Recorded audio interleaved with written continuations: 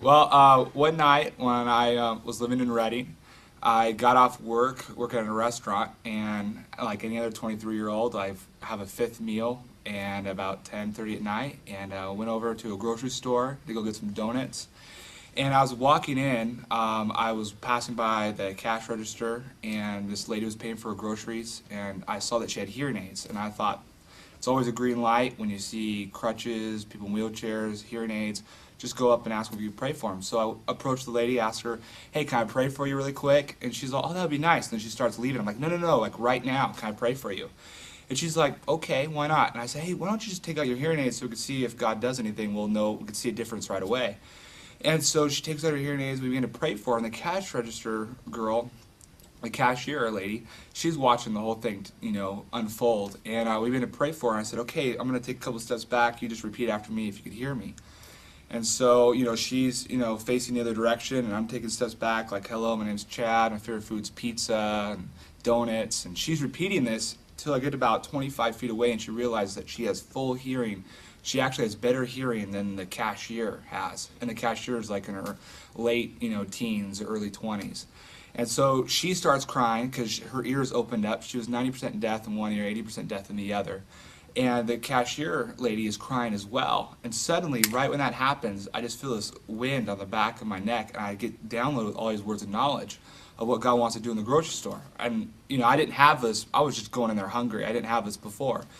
And so I go to the cashier and I say, "This is totally God. This isn't me. I mean, God just totally, opened this girl's ears, but God wants to do more in this grocery store. Is it all right if I get on the intercom and just share, and call out some words of knowledge?"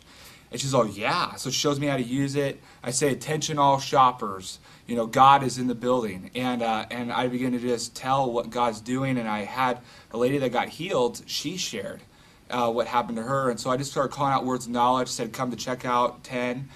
People started gathering around, about 20, 25 people, and it was amazing. And this one lady came with a motorized cart and said, "Do you think God could really heal me?" And I said, "Of course God can heal you. He's the healer." So I began to just explain a little bit about the gospel, about healing, signs and wonders. And then I had the lady that just got healed from her ears pray with me. And I said, "This is, Matthew 10:7 and 8. The kingdom of heaven is at hand, the sick get healed, the dead get raised, freely received, not freely give." And it was her time to give away the kingdom when she just received it earlier. So we began to pray together, and I asked the lady in the motorized cart, she was getting prayer for her hip. She is going in for hip replacement surgery. And she moves her hip a little bit, and she goes, "Oh," and I was thinking, "Oh my gosh, like, is she in pain?"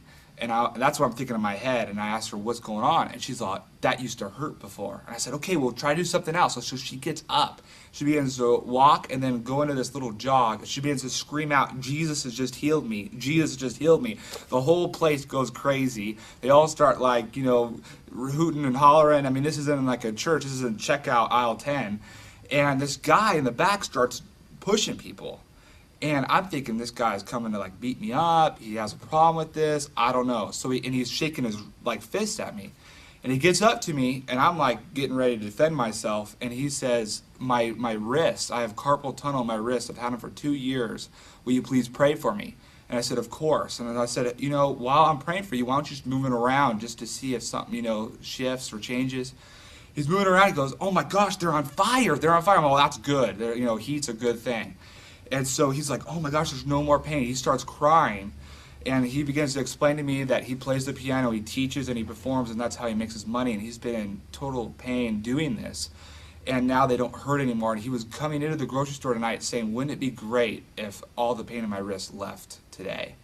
And so I decided, hey, the kingdom just showed up. It'd be a good idea to introduce the king. And so I just told everybody, Jesus didn't just die on the cross for these people to get healed, but to have a personal relationship with you. And that you could be best friends with the creator of the universe. And just gave a real simple gospel message. And I said, who wants that? Who wants to be best friends with the creator of the universe? And people's hands just came up, and I just led them to the Lord, prayed for them, and I walked out on cloud 9 for getting my donuts. But it was a fun night.